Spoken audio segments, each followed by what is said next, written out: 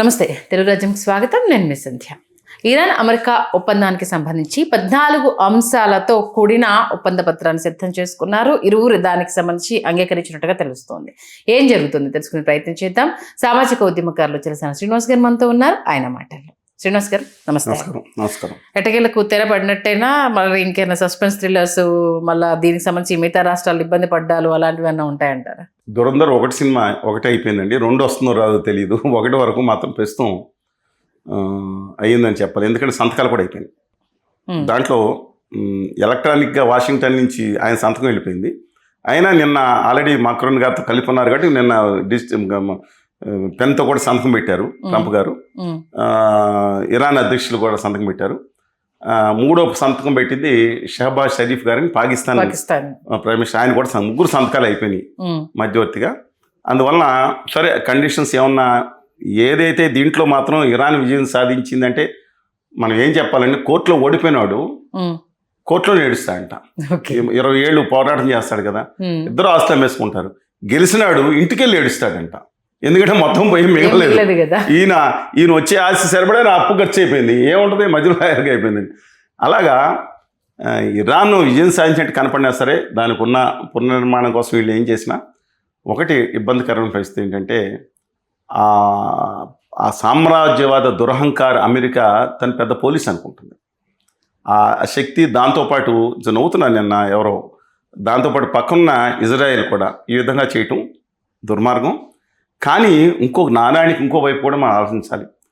ఒక మత దురహంకార తీవ్రవాద అంటే అదుపులేని కేవలం ఒక శక్తుల చేతిలో అణుబాంబులు పడితే చాలా ప్రమాదకరం కదా. పాకిస్తాన్ సంవాట్ ప్రజాస్వామ్య దేశమే, చాలా కాలం దుర్మార్గ కర్కోటక ఒక దరిద్రమైన దేశమైనా సరే ఇప్పుడు ప్రజాస్వామ్యం కనీసం కొంతన్నా నడుస్తూ ఉందనుకున్నాం. ఒక మత ఆధారితంగా మత విద్వేష ఆధారితంగా నడిచే దేశాల చేతుల్లో లేదా టెర్రరిస్టులు, అతను కూడా అలాంటి వాడు. ఉత్తర కొరియా లాంటి దుర్మార్గమైన దాంట్లో ఆ దాన్ని పడితే అతని వల్లే కదా పాకిస్తాన్కి వచ్చింది, ఉత్తర కొరియా నుంచే కదా పాకిస్తాన్కి వచ్చింది అంటున్నారు. లేదా మరో చోట జెత్తుకొచ్చారు కదా అంతా. అంటే ఒక దుర్మార్గ కంటే ఇంకో దుర్మార్గ కంటే సంప్రదాయం చేసింది. అందుకని దాని మీద ఇంతవరకు ఒప్పందం జరగలేదు. వాళ్ళు ప్రాసెస్ చేసిన 96 కిలోస్ ఎంత ఉందో అది అణు వాటికి వీలు లేకుండా ఉండాలని ఉంది. కానీ దాన్ని ఏం చేయాలనేది వివరణ రాలేదు. 60 రోజుల్లో వస్తుందని చెప్తున్నారు. హార్మోస్ అందిని తెరవాలి, సరే 30 రోజుల వరకు ఇబ్బంది ఉండదు, 60 రోజుల వరకు ఫీజు వేయమని. 60 రోజుల తర్వాత మీరు ఫీజు చేస్తూ ఉంటారు. ఇంటర్నేషనల్ నామ్స్కి వ్యతిరేకం. ఇరాన్ చేసేది ఇంటర్నేషనల్ నామ్స్కి పూర్తిగా వ్యతిరేకం. అలాంటప్పుడు రేపొద్దున ఈ మొరక్కో జలసంధి నుంచి కూడా ఇవ్వాలి. శ్రీలంక మన సింగపూర్ దగ్గర నుంచి మనం వచ్చే మేజర్ షిప్స్ అక్కడే అక్కడికి వెళ్ళి ఇండోనేషియా వీళ్ళు కూడా వేసుకోవాలి. ఇలాంటి ఈ జలసంధులు దాదాపు 11 ఉన్నాయి. Singapore and every country strongly opposing international state dams అగెన్స్ట్గా వ్యతిరేకంగా ఇలా చేయకూడదని చెప్తా ఉంది. అందుకని నాకు అర్థం కావట్లేదు. వాళ్ళు 80 లేదా మనం ఎవరిని సపోర్ట్ చేయడానికి వీల్లేదండి. ఇది మా ఇష్టం అంటే కుదరదు. అది రేపొద్దున అదే రౌడీ మామూలు వసూలు చేస్తారా అంటే అమెరికా రేపొద్దున చేసిన దానికి మనం పెనాల్టీ పే చేయాలా? సరే ఏదేమైనా ఒకటి మాత్రం చెప్తున్నానండి, మన విశ్వగురు గారు గవర్నీయులు మన ప్రధానమంత్రి ఈ మంచి రోల్ పోషించుంటే బాగుండేది. ఈ ప్రపంచం అతిపెద్ద ప్రజాస్వామ్య దేశం ఉంది. ఆయన కాకుండా దుర్మార్గమైన కంట్రీ వాడు నిన్న అంతా సంతకాలు పెట్టి 2-3 ఫోటోలు కనపడుతుంటే చిరాకు ఉంది నాకు. ఒక తీవ్రవాదాన్ని పెంచి పోషిస్తున్న దరిద్రమైన కంట్రీ అతను.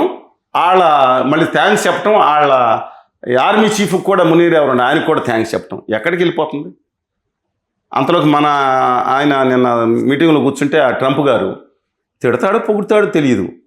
ఒకటి అంటాడు, యు ఆర్ లైక్ ఏంజిల్. అంటే ఏంజిల్ అని తెలుసు కదండి, దేవత, అందమైన దేవత కింద లెక్క. యు ఆర్ ఏంజిల్గా కనపడతా ఉంటాడు. కానీ killer, is very much tough killer, very killer అంటే. తర్వాత మనాలు అంటున్నారు నెగోషియేషన్స్లో కిల్లర్ అని తీసుకొచ్చారు. టఫ్ కిల్లర్ నాకు అర్థం కాదు. పొగుడుతున్నాడా నవ్వుతున్నాడా, నొసడుతో నొక్కుతా నోటితో ఎక్కిరించినట్టు ఈయనకి అర్థం కావట్లేదు. మన ప్రధానమంత్రిని అంత అల్లరి చేసిన దానికి మనం బాధపడాలండి. ఈయన గుజరాత్ రోజులు గుర్తుకొచ్చి ఉంటాయి, అందుకని పై కింద చూస్తున్నారు. తర్వాత నా మన్మోహన్ సింగ్ గారిని నిజంగా నాకు అన్నారు. ఎందుకంటే మన ప్రధానమంత్రి బయటకు వెళ్తే గొప్పగా మనం హింసించుకోవచ్చు. బయటకు వెళ్ళినప్పుడు ఆయన గొప్పతనం మన దేశ గొప్పతనంగా భావిస్తాను. కానీ ఓ పక్కన ఐ కెన్ మీ మోడీ గారి మీద I can spoil his political life అని బ్లాక్మెయిల్ చేశాడు ఆ ట్రంప్ గారు. ఎందుకని ఆదాని కేసులు ఉన్నాయా, ఇంకే ఫైల్స్ ఉన్నాయో నాకు తెలియదండి. ఎంత తప్పండి అది. నా దేశ ప్రధానమంత్రిని అవమానించే దుస్సాహసానికి తెగబడినారు తాడుతున్నాం. ఎందుకని మనం ఊరుకోవాలి? ఇదే మాట ఇందిరాగాంధీ గారిని ఒక్క మాట కూడా నీ దేశం సంగతి జాగ్రత్త అని చెప్తే రోడ్డు మీద నడుచుకొచ్చి వైట్ హౌస్ నడుచుకొచ్చి వచ్చేసి ఇండియాకి వచ్చి నీ సంగతి ఏంటి తెలుసుకుంటా ఉంది. నో బడి క్వశ్చన్ మై ఇండియా, నా కంట్రీ పక్కన సంగతి నేను చూసుకుంటాను, నీ కంట్రీకి ఏంటి అని చెప్పి ధైర్యంగా చెప్పిన దమ్మున్న డైరన్ లేడీ శ్రీమతి ఇందిరాగాంధీ. ఇంకో ఫోటో వచ్చింది నాకు, ఇంకో వీడియో చూసుంటారు. అమెరికా ప్రెసిడెంట్తో డాక్టర్ మన్మోహన్ సింగ్ మాట్లాడుతూ చాలా అందంగా మాట్లాడతాను చూశాను. ఈయన చీటి చదువుకుంటా మాట్లాడతాను కూడా. వీడియో ఒకసారి వేయండి, ప్రజలు చూస్తారు. ఆయన మౌనమునా, చేతకానాడా, వెనక వాళ్ళ కీ బొమ్మ.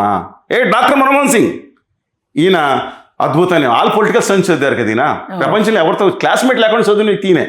అంటార్కిటిక్ నుంచి ఆ అంతరిక్షం వరకు ఒకే ఒక మనిషి చదివాడిని. ఆల్ పొలిటికల్ సైన్స్ ఎంఏ చేసి నేను ఒకటే, క్లాస్మేట్లు కూడా లేరు అది చదివారు. ఆయన వివరాలు తెలుసుకోకూడదని కోర్టు కూడా ఏదో నిషేధం విధించింది కాబట్టి మనం ఎక్కువ మాట్లాడకూడదు. నా ప్రధానమంత్రి ఏం చదివాడు, మనం ఎక్కువ మాట్లాడకూడదు. అందుకని నా బాధ ఏంటంటే ఈయన చిట్టీలు చదువుకోవడం ఏంటండి. ఈయన బ్రెయిన్ ఎవరన్నా క్యాపిటలిస్ట్ ఆర్గనైజ్ చేస్తానని భయం వేస్తుంది కొంతమంది. మేనాటి నిజం కాకపోవచ్చు, కాకూడదని కోరుకున్నాం. ఆయన టెలిప్రాంప్టర్గా ఆగిపోతే ఇలా అచేతనమైపోయి ఎంత గట్టిగా మాట్లాడారు మన ప్రధానమంత్రి. తెలంగాణకు వచ్చి ఏం మాట్లాడారు, తెలంగాణకి మా గుజరాత్ కంపెనీ గ్యాస్ వచ్చింది, తెలంగాణ ఇంటింటికి గ్యాస్ ఇస్తానన్నాడు కదా, మాట్లాడు కదా. అవును. ఇంకో మౌనముని ఆయన ఎవరో అంట, మన్మోహన్ సింగ్ టోపీ పెట్టుకుంటాడు కదా అని ఆయన ఉద్దేశం. ఆయన పనికి మాలాడు అంటున్నారు. 114 ప్రెస్ కాన్ఫరెన్స్లు ఈ దేశ చరిత్రలో హయ్యెస్ట్ ప్రెస్ కాన్ఫరెన్స్ ఫేస్ చేసిన వ్యక్తి డాక్టర్ మన్మోహన్ సింగ్, ఆర్థిక శాస్త్రవేత్త. వీళ్ళకేం తెలుస్తుందండి, వీళ్ళకి ఆయన సంగతి ఏం తెలుస్తుంది గొప్పతనం. ఇంకా మనం ఇంకో ఉపమానం చెప్తే బత్తాయిలు పడేసి వెళ్ళిపోతారు వీళ్ళందరూ. బత్తాయిలు అంటే తప్పు కాదు, ఇరాన్ నుంచి వచ్చినాయి. ఉత్తరాది సనాతనవాదం కూడా ఇరాన్ నుంచి వచ్చిందని చెప్తారు కొంతమంది, అందుకని బత్తాయిలు అంటారు అనుకుంటా. వాళ్ళ సంగతి నాకు తెలియదు. నేను అడుగుతా ఉన్నాను, మన దేశం నెంబర్ 1 ఉండాలని కోరుకునేవాళ్ళు మనం. మన దేశ ప్రధానమంత్రి నా దేశ ప్రతిష్టని ప్రపంచం అంతా తిరిగి చెప్పి అని కోరుకుంటాం, ఏది ప్రచారంలో కాదు. అంతేగాని ఎలక్షన్ ఏజెంట్గా ట్రంప్ గారికి ఎలక్షన్ ఏజెంట్గా ఉండాలని కోరుకోం. అందువల్ల యాజ్ పర్ యాజ్ ఇరాన్ స్టేట్మెంట్లో 2 విషయాలు. మన దేశం వెనకబడిన మాట వాస్తవం, తప్పుడు అడుగులు వేసిన మాట వాస్తవం. కానీ నా దేశం నెంబర్ 1 కోరుకునే సమయం ఇప్పటికన్నా చోయి తెచ్చుకుని ఆయన ఈ కెన్ మీడియేట్. ఆ దిక్కుమాలిన సామ్రాజ్యవాద ట్రంప్ గారు ఉన్నారు. ఆయన ఇంకో మాట అన్నాడు, యాజ్ లాంగ్ యాజ్ నువ్వు ఉండగా నీ దేశం మీద దాడి చేస్తే నేను సపోర్ట్ చేస్తాను కూడా అన్నారు.